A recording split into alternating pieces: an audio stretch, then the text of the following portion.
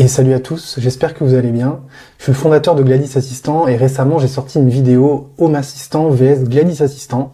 Vous avez été nombreux à me demander comment je peux installer Gladys sur HAOS. Et c'est vrai qu'en fait c'est assez compliqué d'installer un conteneur Docker facilement à l'intérieur de HAOS, sauf si on crée un add-on HAOS. Et donc aujourd'hui, je vais essayer de créer un add-on pour Home Assistant qui installera Gladys Assistant. Donc je n'ai aucune expérience de Home Assistant. Donc ce que je vais faire, c'est que je vais demander à mon IA préféré, qui est Claudeopus 4.6, de développer une intégration Home Assistant qui lancera du coup un conteneur Gladys. On va voir si c'est possible de le faire assez facilement. On va essayer d'héberger cet add-on sur GitHub et ensuite on testera dans Home Assistant si on peut installer Gladys en quelques clics. Pour donner un peu de contexte, dans Home Assistant, on peut installer des applications qu'on peut lancer depuis ce store d'applications. Ici, je peux cliquer ici et on voit qu'il y a pas mal d'applications qu'on peut lancer, mais on peut aussi cliquer sur dépôt pour ajouter un repo GitHub et installer une application externe. Et donc, c'est ça que je vais essayer de faire dans ce développement. Je vais demander à l'IA de me créer un add-on Home Assistant qui, dès que je vais copier-coller ici le repo, ça installera du coup Gladys. Allez, on va essayer. Là, je suis sur Windsurf. C'est un éditeur de code qui permet de discuter avec l'IA et qui va permettre d'éditer et de créer plein de fichiers super facilement avec l'IA. Donc j'ai activé Claudeopus 4.6, qui est pour moi le meilleur modèle d'IA pour faire du développement au jour où j'ai écrit cette vidéo.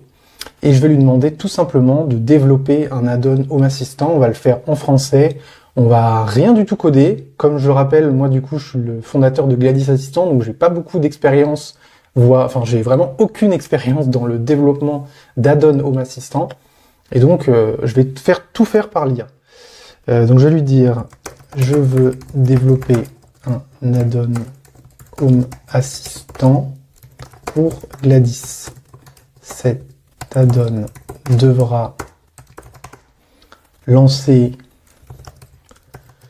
un container Docker Gladys. Grâce à la commande docker run présent sur le site.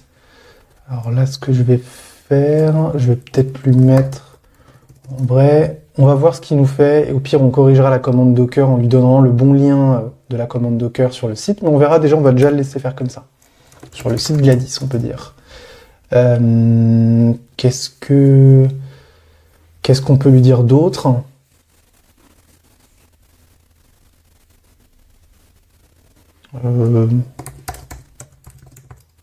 Créer la donne de A à Z en suivant les bonnes pratiques de développement Home Assistant. Alors, on peut peut-être être précis. Voilà, je pense que je vais juste lui dire ça et on va voir ce qu'il fait. Et après, en plus, on va, s'il se trompe. Alors c'est marrant parce que là, d'un coup, il est parti en anglais. Ok, on va voir ce qu'il nous fait. Ok, il nous dit qu'il a toutes les informations. Alors déjà, vous voyez, il est allé sur le site de Gladys. Donc en fait, je m'étais dit, je vais lui mettre le lien. Et en fait, il a trouvé le lien tout seul. Là, vous voyez, là, c'est le bon lien du site Docs Installation Docker. C'est bien ça. Donc là, il s'est fait une liste de tâches. Donc c'est toute la to-do. Donc apparemment, il faut créer un fichier repository.json. Ok, donc là, il a créé... Super intéressant. Il a mis le bon email du projet. Donc il connaît l'email Gladys. Ensuite, apparemment, il faut créer un config.yaml. Ok.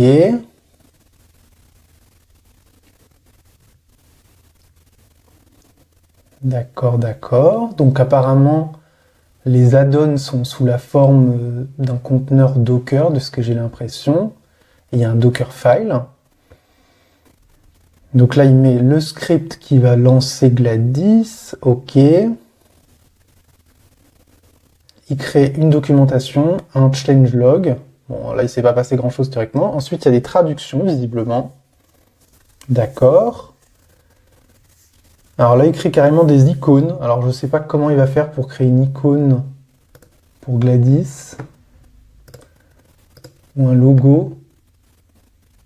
Bon, il faudra peut-être aller le remplacer par le logo de Gladys a posteriori. Ça, pour le coup, l'IA n'est pas forcément... Il a créé un Git ignore, ok, là il vérifie la structure. Ok, ouais, là il s'était trompé, il avait fait une configuration en mode port, alors qu'en fait nous on est en network égale host, donc en fait théoriquement ça va exposer. Ok, et là il m'explique ce qu'il a fait. Donc il a créé toute l'intégration, donc SEO add-on Gladys, les traductions, configuration, le Dockerfile, le multi-architecture, une documentation, un historique, les icônes. Alors il dit qu'il a créé des placeholders, donc c'est-à-dire qu'il a juste créé une icône vide, je pense. Mais à mon avis, il va falloir le remplacer. Ça, je peux le faire. Pour le coup, c'est moi. J'ai le logo Gladys. Ensuite, le port. Alors le seul truc, je me demande, nous dans Gladys, comme l'utilisateur en général installe Gladys sur sa box, sur un mini PC par exemple, il a Gladys qui tourne par défaut et donc on écoute sur le port 80 qui est le port le plus classique. Après par exemple si on lance Gladys sur un Home Assistant serveur, il y a peut-être d'autres choses qui tournent sur le port 80, donc je vais lui poser la question, est-ce que le port 80 risque de ne pas poser problème? C'est pas très français ce que j'écris, car il y aura peut-être déjà quelque chose sur le port 80 dans le cas de HAOS. On lui pose la question de manière très honnête. Il dit que c'est un problème. Voilà, il dit que ça va causer un conflit, donc il change le port. Donc là, il nous met 80-80. Est-ce que ce 80-80, c'est pas quelque chose de aussi assez classique? Mais bon, on va voir. Alors là, d'un coup, je sais pas pourquoi ils me changent la time zone en Europe-London. Ok, d'accord, bah soit. Je sais pas si ça a trop de rapport avec ce qu'on vient de faire. Ok. Bon, là, du coup, il nous a créé quelque chose de A à Z. Ce qu'on va faire, c'est qu'on va remplacer l'icône, le logo. Je peux peut-être lui demander, maintenant, c'est quoi la prochaine étape, quoi? On peut lui dire... Quelle est la prochaine étape pour publier cet add-on? Est-ce qu'il faut que je fasse un build Docker? Je compte publier cet add-on sur GitHub pour lui donner le contexte, parce que par exemple on pourrait être sur un autre hébergeur Git, ça pourrait être GitLab, ça pourrait être plein d'autres choses. Donc là, on le dit qu'on est sur GitHub. Peut-être qu'il va me proposer de créer... Ah, il dit, non, tu n'as pas besoin de faire un build Docker toi-même. Home Assistant gère le build automatiquement. Voici l'étape pour publier. Ok. Ajoute les icônes logo. Supprime la image. D'accord. Si tu veux qu'Home Assistant build l'image localement à partir du Dockerfile, ce qui est le plus simple pour commencer, il faut la retirer. Ok. Donc il la retire. Est-ce qu'il l'a retiré ou est-ce qu'il... Ouais, il l'a bien retiré.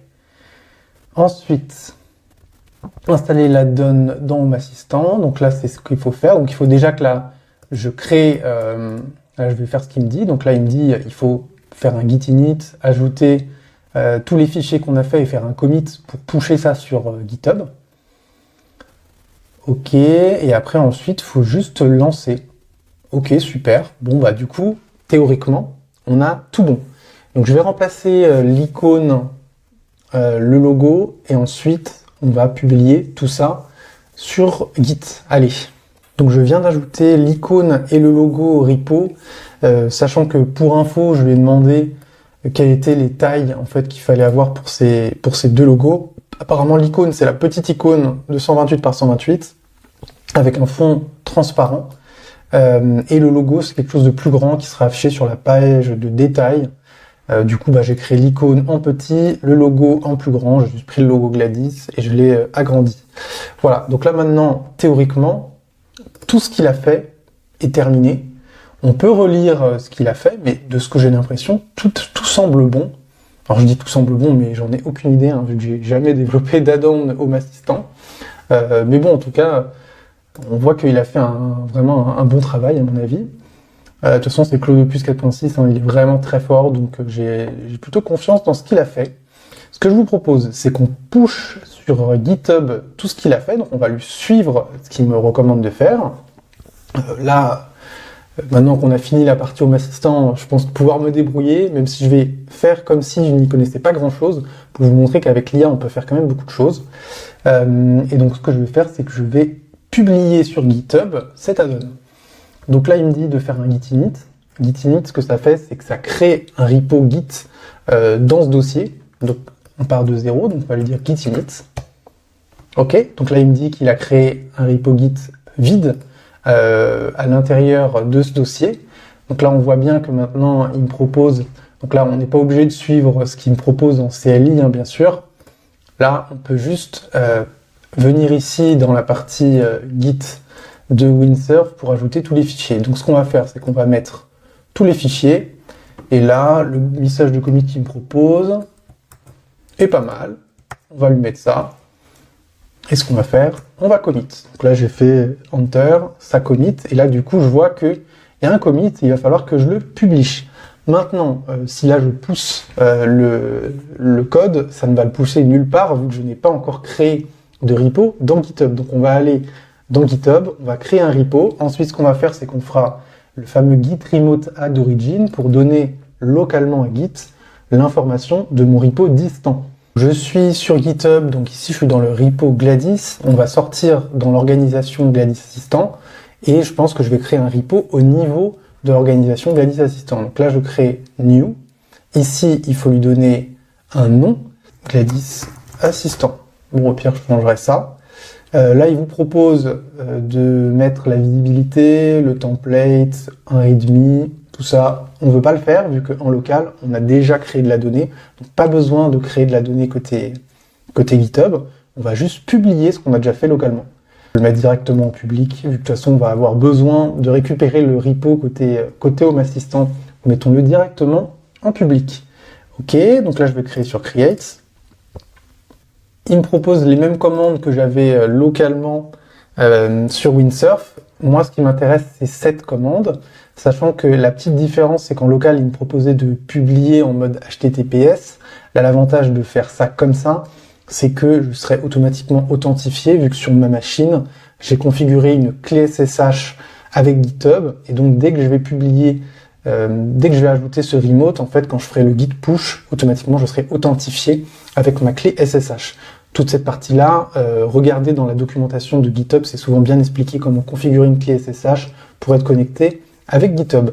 Allez, je copie ça, et on va mettre ça dans Windsurf. Ici, je copie-colle la commande, git remote add origin, le nom de mon repo.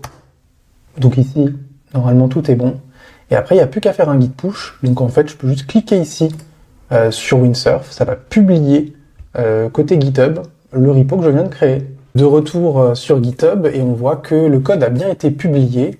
Et ce que je vois, c'est que le README ressemble exactement à un README de tout plugin, enfin de tout add-on Home Assistant. Ici, il m'explique même comment installer cet add-on sur Home Assistant, donc on va essayer de le faire.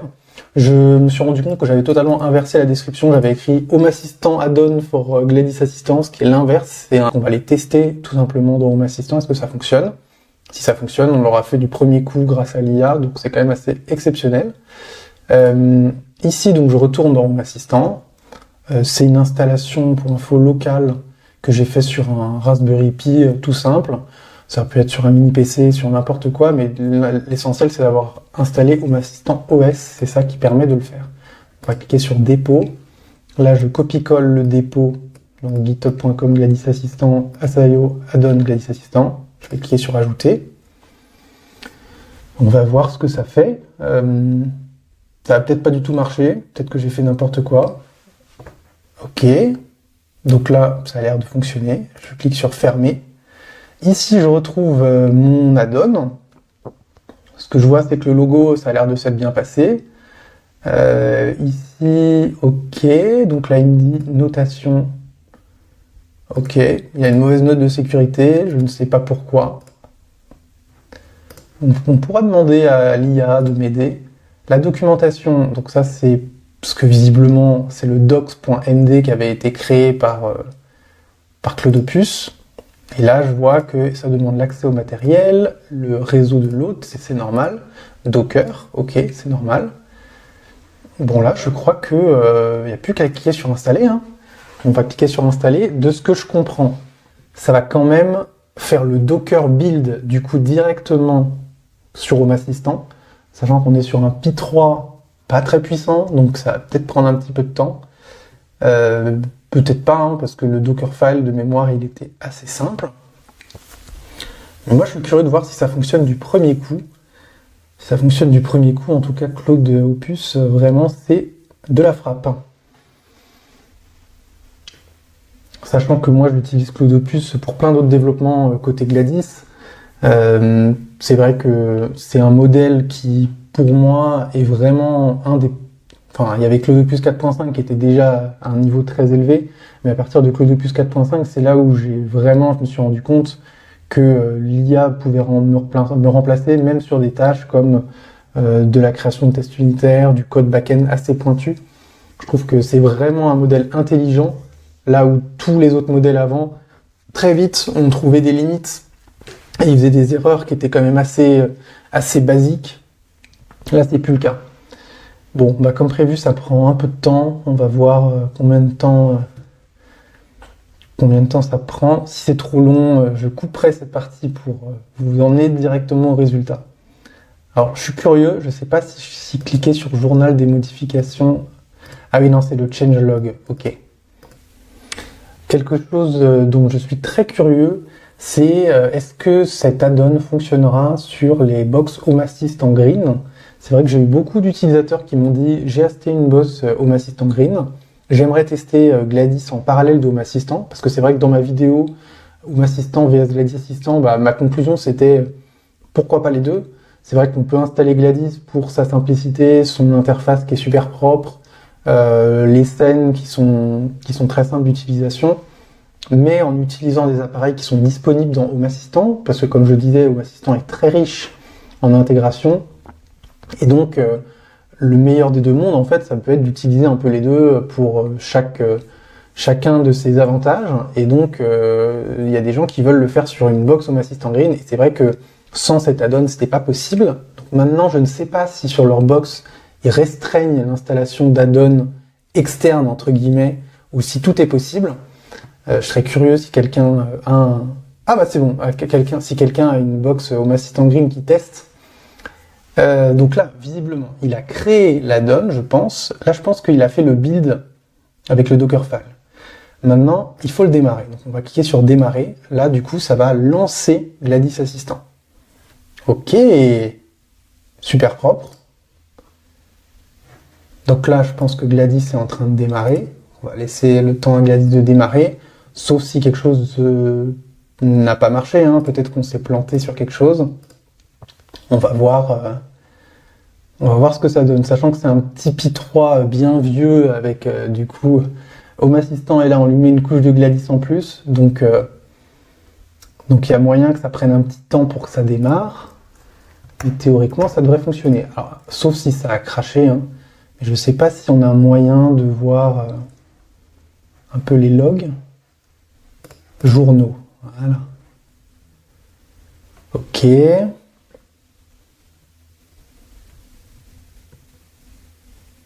Ah, visiblement, ça ne marche pas. Parce qu'il me dit... Cannot connect to Docker daemon at Unix, is the Docker daemon running? Ok, donc ça fonctionne pas. Donc ce qu'on va faire, c'est qu'on va copier. Bon, déjà on va revenir ici, on va faire arrêter. Le plugin n'a pas fonctionné. Donc je pense qu'il y a quelque chose qui s'est mal passé, mais on va le débugger ensemble, hein. L'intérêt de ce live coding, c'est de voir ensemble tous les problèmes. Moi, ce que je vais faire, c'est que je vais lui donner ce log à Claude et je vais lui dire, bah, il faut corriger parce que ça n'a pas fonctionné.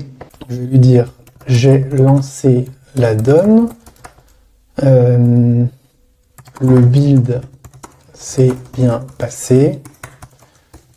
En revanche, quand Gladys doit démarrer, j'ai ces logs.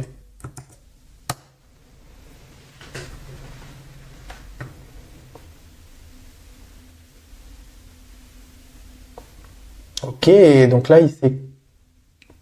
Le problème est que dans le socket est exposé vers Docker se trouve à run et pas var run. Il faut exporter la variable pour que la commande Docker sache où se connecter. Ok. Ok. Donc là, il est en train de me faire des correctifs. C'est là où on voit où l'IA n'est pas infaillible non plus. Hein. Elle ne sait pas forcément tout, mais par contre, quand on lui donne un retour sur quelque chose qui n'a pas fonctionné, il va faire des recherches. Là, je ne sais pas s'il le savait lui-même ou si... Non, il a juste lu localement, donc il le savait lui-même. Il n'est pas allé chercher sur Internet. Des fois, en fait, quand il ne sait pas, il va carrément aller lire la documentation comme le ferait un humain. Ok, donc là, il a fait des modifications. Visiblement, pour corriger en fait ce fameux problème de Docker Run, on va faire un commit. Donc là, on va lui dire fix Docker Run queue. Ensuite, on peut cliquer sur Sync Changes. Ça va publier sur GitHub les modifications. Alors là, comme je suis tout seul, je ne vais pas créer de branche. Il n'y a personne qui utilise ce repo, donc c'est pas un problème. Si jamais ce plugin, enfin cet add-on était en production, je ferai une branche pour valider que mes changements sont OK, et ensuite je mergerai la branche une fois qu'on est confiant que tout fonctionne bien. Mais là, il n'y a pas de problème, pas besoin de créer de branche. Je vais retourner dans Home Assistant et on va tester les modifications. Donc ici, alors je ne sais pas trop comment ça se passe quand il y a une mise à jour d'un add-on. Je ne sais pas s'il faut faire désinstaller ou juste reconstruire. On va cliquer sur reconstruire. Peut-être qu'avec un peu de chance, il va aller rechercher les modifications qu'il y a sur GitHub. Je suis pas sûr, mais du coup, on va regarder. Mais je suis vraiment pas sûr. J'aurais peut-être dû demander à Claude qu'est-ce qu'il en pense. D'ailleurs, ce qui est intéressant, là, ce qu'il a fait, c'est qu'il n'a pas créé une version 1.0.1, quoi. Ça aurait pu nous aider à voir qu'on a bien installé la nouvelle version et plus l'ancienne. Je pense que du coup, je vais recliquer sur démarrer. Et là, on va voir ce que ça donne. On relance les journaux. Ouais, non, il y a toujours le même problème, donc je suis pas sûr qu'on ait vraiment réinstallé la nouvelle version. Donc on va cliquer sur arrêter. On va cliquer sur désinstaller. Je pense qu'on aurait peut-être dû faire une version, ou alors il faut juste réinstaller à chaque fois. J'avoue que je ne connais pas assez Home Assistant pour savoir comment ça fonctionne. Peut-être quelque chose à améliorer de leur côté. Comment voir en fait s'il a bien fait un git pull en fait des modifications tout simplement. C'est marrant qu'il nous ait affiché un bouton reconstruire. Ça veut peut-être dire que le Docker en fait a gardé en fait les layers Docker et donc en fait il n'a eu à rebuilder que les dernières modifications et pas tout ce que j'avais fait. Parce que la première fois ça avait été beaucoup plus long. Donc il a gardé, c'est bon à savoir parce que ça veut dire que si vous désinstallez un add-on, visiblement il ne vide pas entre guillemets le cache Docker et donc potentiellement ça prend de la place sur votre Home Assistant. Allons voir les journaux. Il me fait la même erreur. Ok, donc là, j'ai du mal à savoir, est-ce que on teste vraiment la bonne chose? Je vais revenir vers Claude et je vais lui dire que je suis pas sûr qu'il lance la bonne version, quoi. Je vais relancer la donne, mais je ne suis pas sûr qu'il lance la dernière version que je viens de pousser, car j'ai encore les mêmes logs. Comment m'assurer que Achat a bien fait un git pull? Est-ce qu'il ne faudrait pas faire une nouvelle version et modifier le changelog? Je lui dis un peu ce que je pense faire. J'espère ne pas être un manager passif-agressif. Ok, donc là il fait ce que je lui ai dit. Il se dit bon bah il a peut-être raison, l'humain qui me... Ok. Ouais, en fait, il y a une question de... ok. Ok.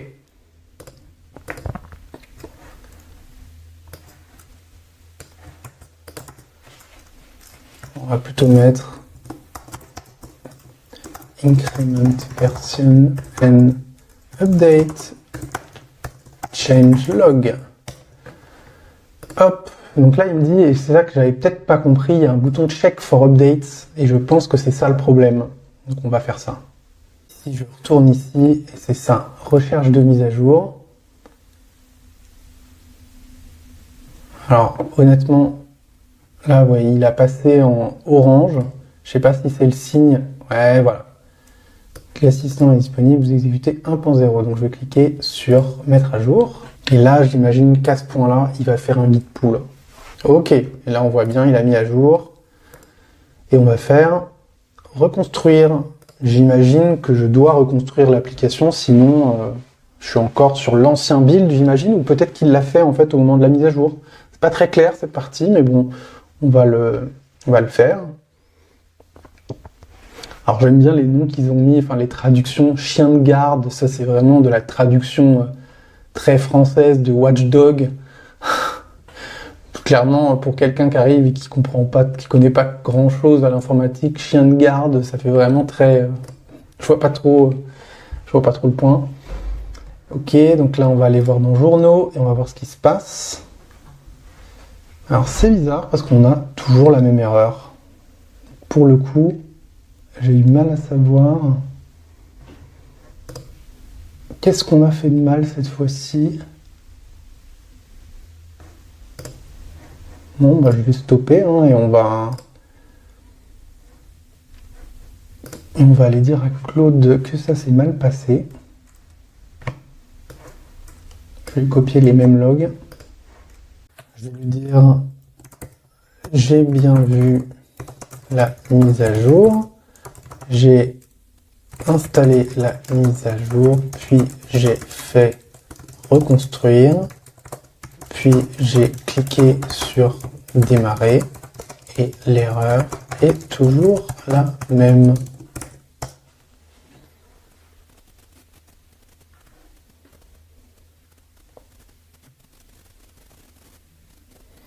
Donc là carrément il a compris que son fixe a fonctionné puisque l'URL est bonne, c'est bien l'URL qu'il a donné. Mais maintenant en fait il est un peu bloqué, il se dit bah dans mon dataset c'est pas bon. Donc ce qu'il fait, c'est qu'il va aller chercher dans la documentation de Home Assistant, là il va sur internet, donc il va lire sur les forums, là il se balade sur la documentation développeur, ok, là il lit un peu tout, et vous voyez en fait là il fait le même chemin de pensée qu'un humain. Donc en fait c'est juste la même chose que ce que j'aurais fait, sauf qu'il va beaucoup plus vite que moi, là on peut voir, il peut lire des pages et des pages très vite.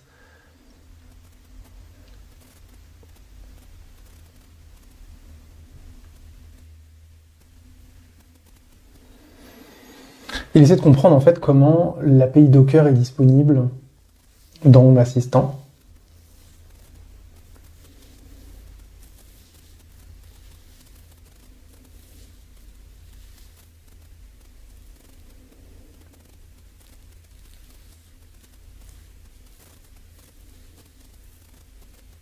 Et donc là, carrément, vous voyez, il trouve des références, il va chercher sur des sites, il lit des pages, là il va sur GitHub voir du code.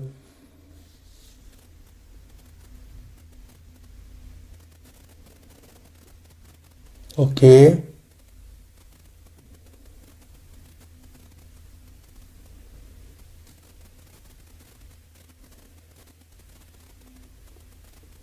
Ok, donc là il me dit que c'est une question de mode protégé.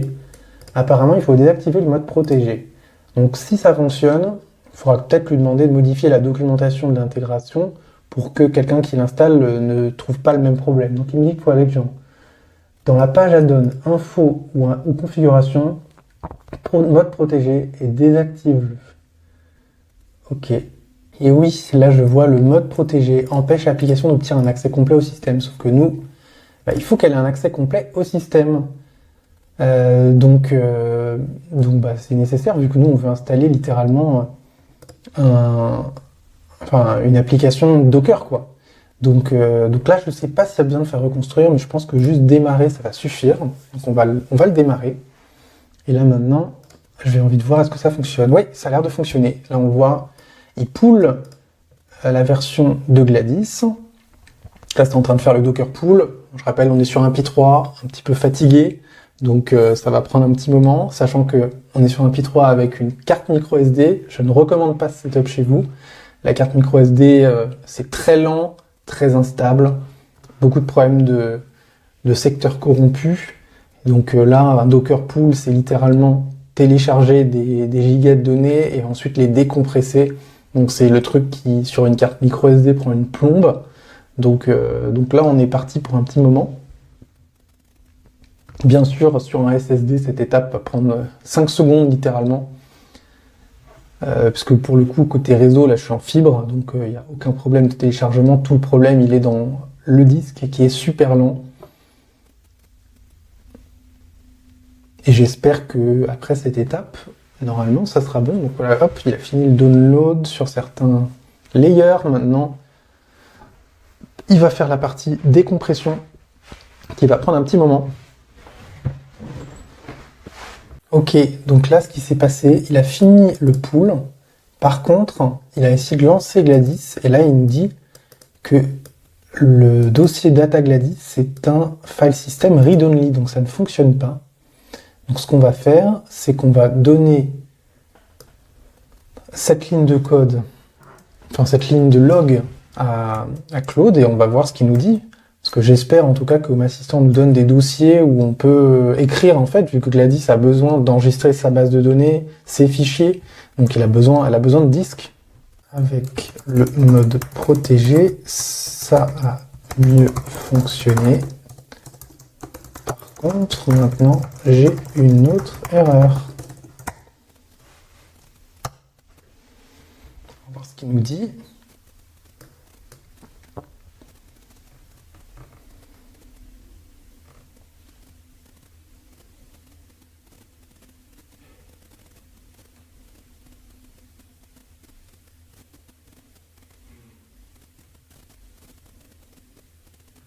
Ok.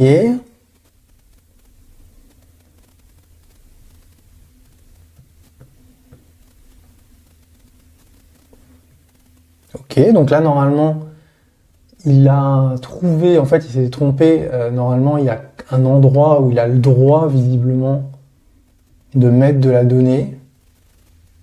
Bon, on va voir. J'espère que... Qui me dit le Docker run qu'on lance depuis la donne crée un nouveau container au niveau de l'autre. Quand on passe V vers le daemon Docker interprète Datadata comme un chemin sur l'autre HAOS, pas dans le conteneur add-on, c'est normal. La solution, on inspecte notre propre container add-on via hosting pour trouver le chemin réel sur l'autre qui correspond à la data, puis ensuite le Docker run. Ok. Je vais quand même lui demander est-ce que ce que tu as fait est la best practice? C'est comme ça que font les autres add-ons. Des fois, il faut un peu le remettre en question, parce que ça paraît un peu dodgy ce qu'il fait. Mais bon. Voilà, là, il va faire des recherches, parce que je voyais qu'il ne faisait pas vraiment de recherche, donc j'aimerais bien comprendre comment font d'autres add-ons.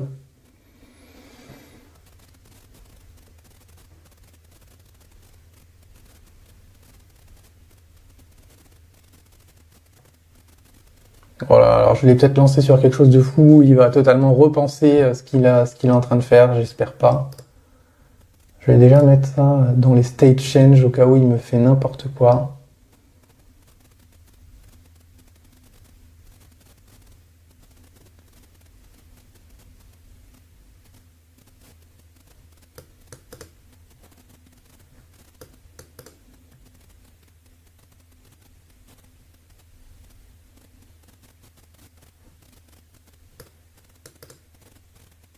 Ok.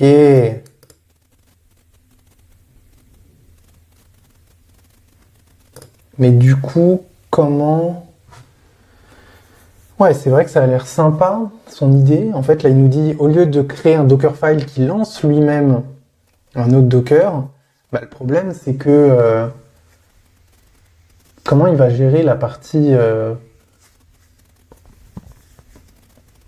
Ouais, comment il va gérer... Comment il va gérer la partie stockage, en fait, sur le disque? Je veux dire, avec l'approche binaire direct, comment gérer la persistance sur le disque.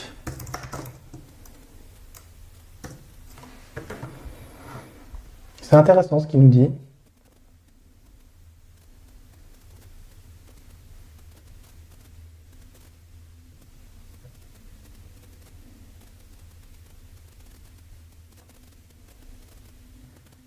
Ouais, je pense que c'est plus best practice.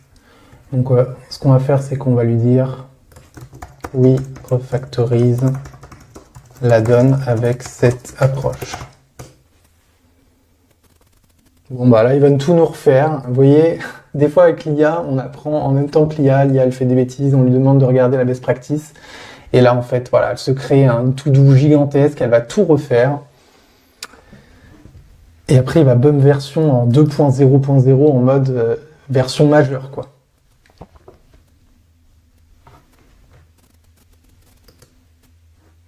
Ok.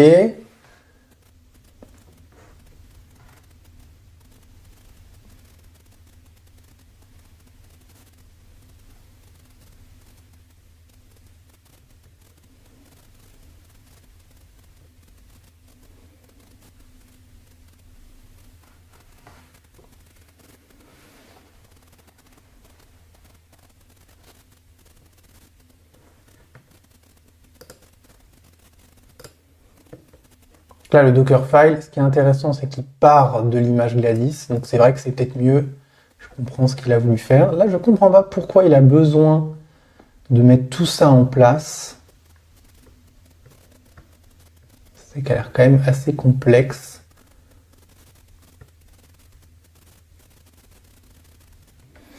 Mais l'objectif de cette vidéo, c'est de laisser l'IA faire de A à Z. Donc on va le laisser faire. Je pense qu'à un moment, on va peut-être réussir à être sur quelque chose qui fonctionne.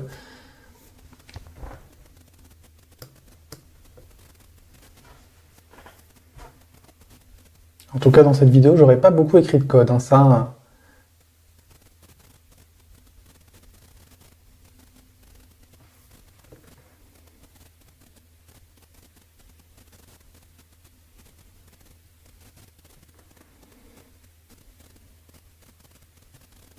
Ok, là il met à jour la version.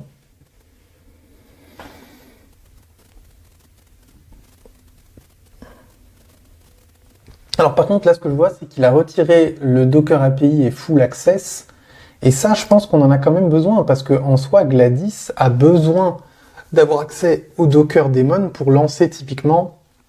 Nous, dans Gladys, on peut lancer des fois des conteneurs, par exemple Zigbee to MQTT ou Mosquito.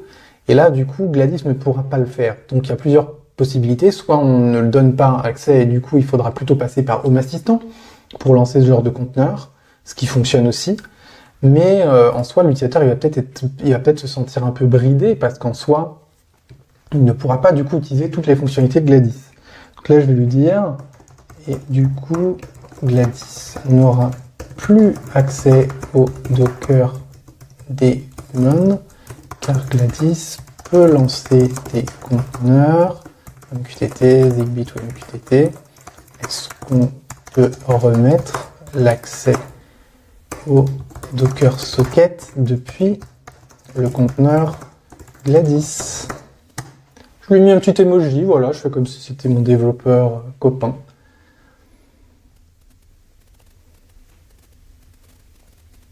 Ok, bon, il remet Docker API.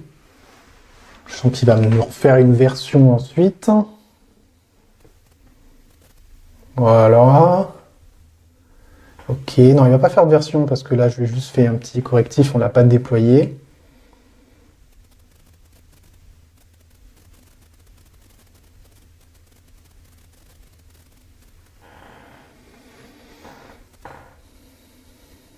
Ok.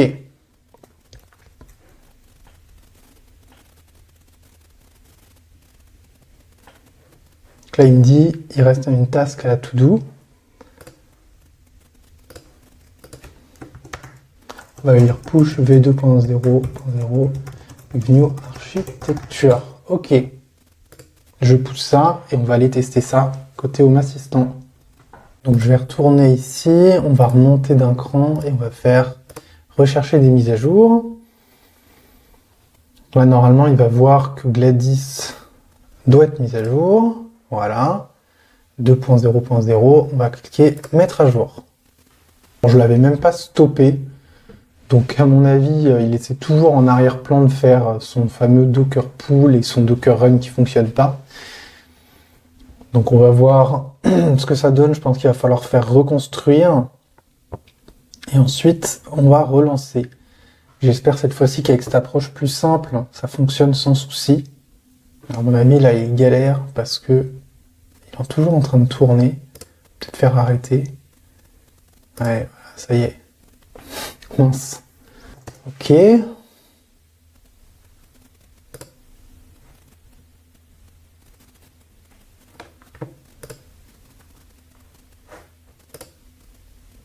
Supervisor peut-être. Ouais, visiblement il y a l'erreur.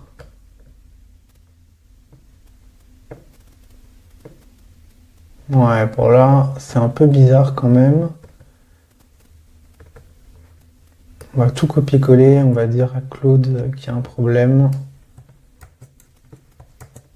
Impossible de build l'image. Est-ce que tu es sûr que tout est nécessaire? Pourquoi ne pas juste utiliser... Oula, merde. L'image Gladys sans rien par-dessus.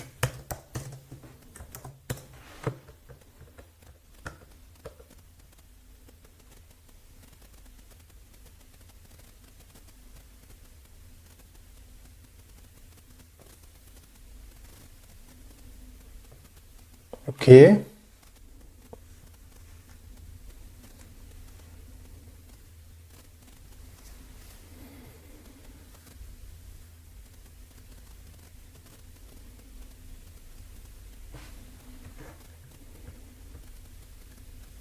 Là, il nous a simplifié à fond le Dockerfile.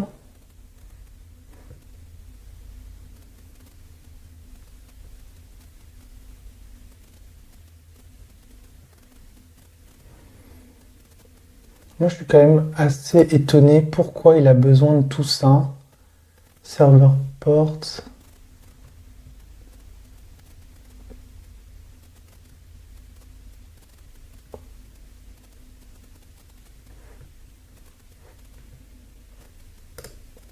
Ok, là, il nous supprime des trucs qui sont plus nécessaires.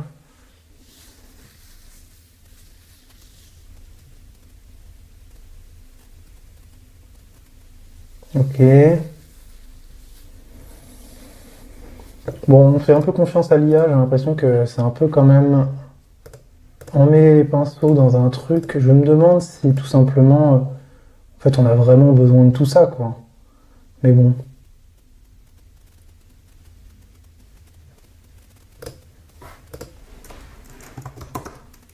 Fix crash on installation. Allez, on va pousser ça et on va retester, hein. On va y arriver. Bon, pour être sûr que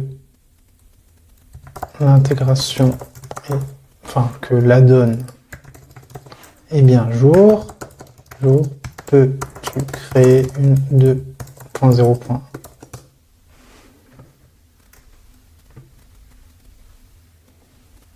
Pour être sûr, comme ça on est vraiment sûr que ça fonctionne.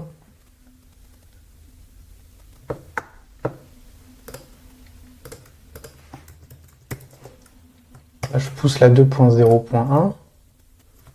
Ici, je vais lui faire rechercher les mises à jour. Normalement, il va trouver la 2.0.1.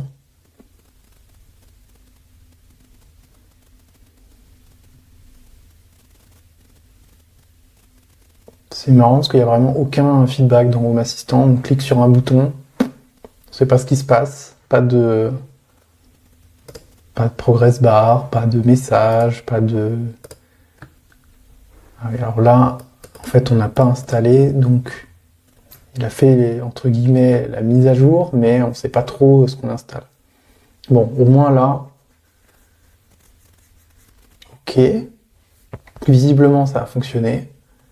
Maintenant, alors on va désactiver le mode protégé parce qu'on veut quand même qu'il ait la capacité d'accéder en fait au démon Docker. On va faire démarrer. Ok, maintenant on va regarder les journaux. Ok, pour l'instant ça a l'air plutôt positif. Je sais pas si ça... Ah oui, est-ce qu'on peut voir les logs un peu? Ok, là on voit les logs de Gladys. Donc, théoriquement, là, Gladys est en train de démarrer. Donc j'ai l'impression qu'on a quand même réussi à faire fonctionner le truc. Donc on voit que là on est sur un système avec 900 mégas de RAM, hein, c'est un vieux Pi 3.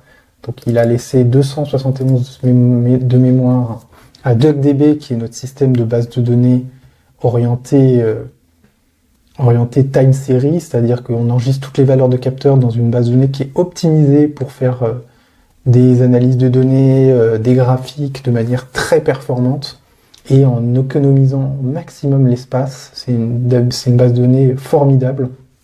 Je comprends pas pourquoi Home Assistant ne s'est pas mis à DuckDB et utilise toujours SQLite par défaut. Ok. Bon, c'est un peu lent parce que évidemment je suis sur un vieux Pi, hein, mais c'est vachement intéressant. Là, il est en train de démarrer tranquillement. Bien sûr, si vous êtes sur un mini PC, là, on parle de toutes ces étapes, ça prend, je sais pas, 100 millisecondes. Là, on est vraiment... C'est un peu lent, mais bon, c'est normal. Ok, serveur listening. Donc là, normalement, théoriquement, si je fais ouvrir l'interface utilisateur web, je devrais voir Gladys. Ah si, ok, si c'est bon, ça a fonctionné. Donc là, si je fais créer un compte local, je vais m'appeler Tony Stark.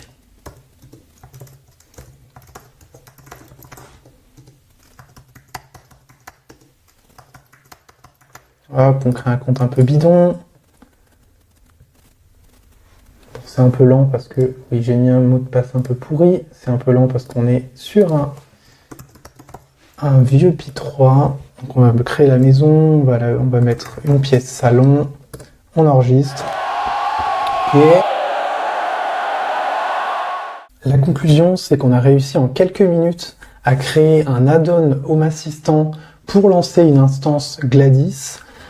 J'ai essayé de faire fonctionner la partie Docker de Gladys qui permet de lancer par exemple un container MQTT ou Zigbee to MQTT, mais sur un Raspberry Pi 3 un peu vieux avec une carte microSD très lente, c'est compliqué de tester tout ça. Côté Home Assistant, supprimer les intégrations, la relancer, c'est extrêmement long et du coup c'est pas très pratique pour développer. Je pense que si je veux aller plus loin dans le développement de cet add-on, il faudra que je me lance sur un mini PC un peu plus péchu et surtout avec un SSD. Mais la conclusion, c'est quand même qu'on a réussi à créer vraiment en quelques minutes, alors que j'y connaissais rien, un add-on Home Assistant. Et comme vous avez pu le voir, il fonctionne très bien et il permet de lancer une instance Gladys. Et donc, ça, l'objectif principal a été atteint. Maintenant, je serais curieux de savoir, est-ce que cet add-on fonctionne sur une box Home Assistant Green? Ça, n'hésitez pas à me faire un retour, ceux qui ont la box, n'hésitez pas à tester et dites-moi. Et si jamais vous voulez en savoir plus sur Gladys Assistant, n'hésitez pas à aller voir ma vidéo Home Assistant vs Gladys Assistant, je vous explique un peu plus la philosophie derrière le projet. Si vous voulez en savoir plus sur Gladys, allez sur le site gladysassistant.com et là, je vous explique tout sur Gladys Assistant. Vous avez des tutoriels, j'explique comment installer Gladys, une liste des intégrations. Tout est expliqué sur le site super simplement et on a une chaîne YouTube. C'est là où vous regardez cette vidéo où j'explique plein de choses sur Gladys, donc n'hésitez pas à vous abonner et à mettre un petit pouce pour mettre la vidéo en avant. En tout cas, merci d'avoir regardé cette vidéo. N'hésitez pas, si vous avez des questions, à les mettre en commentaire. À très vite.